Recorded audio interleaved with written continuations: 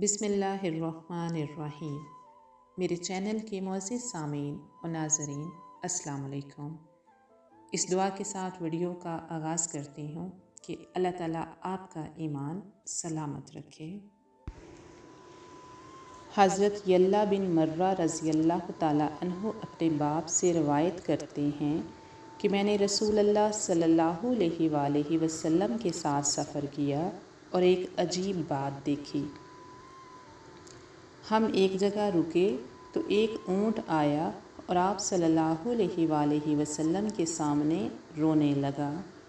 آپ صلی اللہ علیہ وسلم نے ان کے مالک کو بلایا اور ان سے پوچھا، یہ اونٹ تم لوگوں کی شکایت کیوں کر رہا ہے؟